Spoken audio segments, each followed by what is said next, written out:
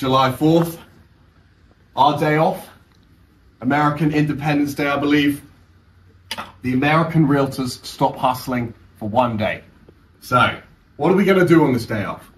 Well, we're gonna go to the beach club, have a long, boozy lunch, indeed enjoy ourselves, because you've got to give yourself a day off when you're working this hard, right? But with that being said, we'll get a bit of morning work done. We've been gym already, take that off for the day. So yeah, we'll see you at the beach club. The man them too inconsiderate, 5-star hotel smoking cigarette mixing codeine. Sam, what are you up to, mate? Oh, look at this fucking bender. Wait, bro thinks he's a model. What are you doing, you clown? Sometimes. I know what's being paid now. Sometimes. Yeah. You're gonna realize, so once in a lifetime, at one point in your life, you're gonna realize there's two types of people, yeah? You have people like this guy, looking like a bum, like a fucking chap from London, yeah? And you have people like me, looking nice and sleek, always, even if you go on the beach for a nice boozy lunch. You know why? Because the way you dress defines the way you're gonna act, and the way you're gonna act defines how much money you're gonna make. With that being said, don't be a bum like this guy. Be a G. How much money did you make yesterday? How much did you make yesterday? And on that note, I'm gonna leave. Hey, Kendrick just opened his mouth. Someone go hand him a Grammy right now. Where's your uncle at? Cause I wanna talk to the man of the house. West Coast niggas do phase, right? Come get this ass whooping, I'm handing them out. You wanna take up for real? Then come get his legacy out of my house. A cease and desist is for hoes. Can't listen to lies that come out of your mouth. You caught a 2-pack of steak and beg them to sue me and get that shit down. I'm losing perspective on beef. Boy, when the same beat and I kill you for fun. Yesterday it was my birthday. I had a wonderful day. We went down to the beach clubs, had a long boozy lunch, got the rosé in, went out to a cocktail bar. All was good. But they were initially trying to charge me 200 euros for 3 beds, for the 3 of us, right? Now, that is extortionate. And I don't blame them. It is the south of France in the summertime, one of the most in-demand places to be in the world right now. You won't find any brokies in the south of France or any of these fake flexers right now, because it is simply too expensive. But we actually got those 3 beds for 90 euro, right? So that's more than the 50% decrease, a 50% discount. And there were a couple 3 beds spare. The weather wasn't gorgeous sunshine like it has been today, right? And it was my birthday.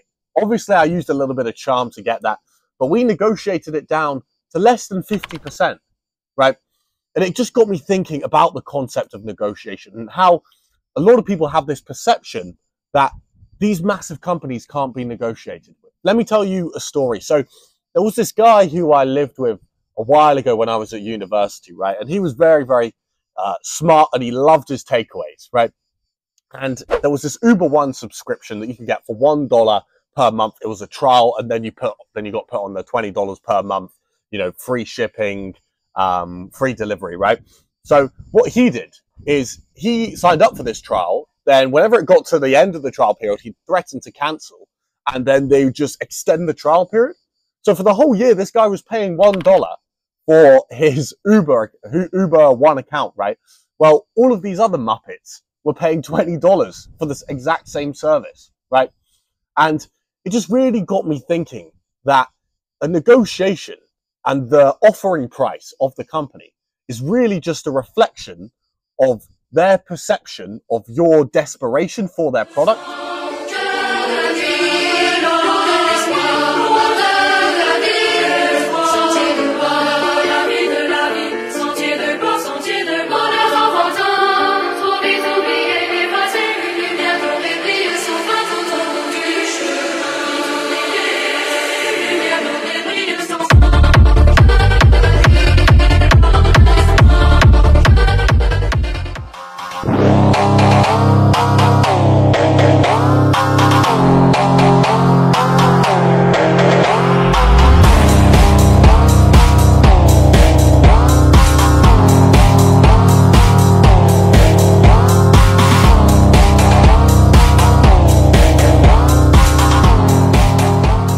I recently adopted this new workout style from Sam Sulek, right?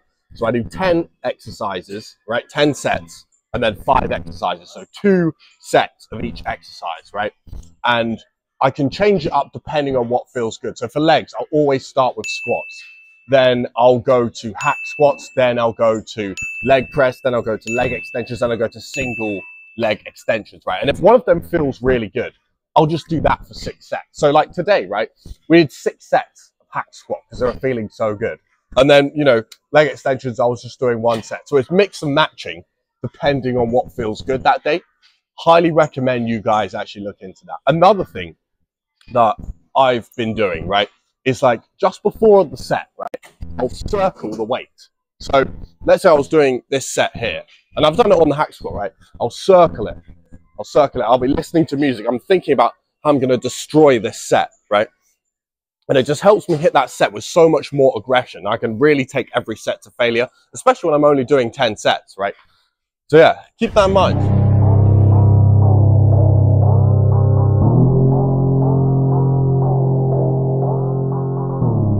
So I saw this video from Alex Hormozi the other day, and it was talking about how there was a survey of these 200 billionaires, right?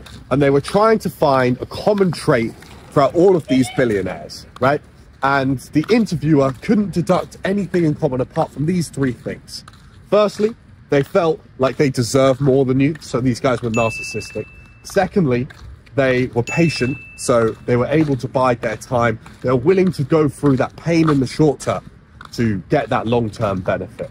And finally, they were willing to do that hard work right now, right? They wanted to get to stuff very quickly. They had that urgency in them. And what I want you guys to do is just look in the mirror right now and just think, how many of these do I actually have, right? Just be completely honest with yourself. And if it's 0 out of 3, then maybe think about changing something. Go put 2 more lines and I finish. I said, better late than never, better late than never. You're better late than never, better. Yeah, what have you learned this trip, Wyman? Not to trust half of directions on anything. That's pretty hypocritical, but there is something that I've learned, and it's surrounding sales, okay? And this one trick can make an average salesperson's numbers be better than a professional salesperson's numbers. And it doesn't take skill to implement. In fact, it's very easy to implement, right? So imagine you're on a sales call with a prospect who could be your biggest client yet, right? You built that rapport for him. You've gone through the sales script. He loves what you're offering. In fact, he's gone as far as to say that he wants to be your client next week. He's just got to check with his advisors, right? Now, a lot of you amateurs, absolute amateurs, will get really, really excited about this. The prospect of money, okay? The possibility of a payment from this close. And you start thinking about, what am I going to do with this money? Where am I going to go with this money? Am I going to have a mansion like in the south of France, right? Like Will Half does in his YouTube videos. Am I going to have a brand new watch like Will Half with this money, okay? But I can compare that to a sprinter, right, who's running the 100 meters and they celebrate too early and then they trip over. It's imperative that you must do these next 2 things to make sure this never happens to you, because it's painful. This happened to me this holiday, right? So the first thing, yeah, is you must schedule and organize a time to call back on the call, right? With the date and time. Schedule that in Calendly, 5-10 reminders. These guys are really busy guys, okay? So at least 5-10 reminders, hammer them with reminders. And secondly, you need to get in contact with their second in command, okay? So you don't want to be hassling these guys. You want to be maximizing the positive experiences the top dog has had with yourself, right? So ask for their second in command and communicate with them. Get payment sorted with them. Get all the logistics, the boring stuff sorted with them, and just wait until you have the results. Then you speak to the big dog, okay? That's how you do this sort of stuff. I actually irritated, one of our potentially biggest clients, right? Because I was calling him up every day because I just needed to do something tiny before we could even start the service. But don't make the same mistakes that I have.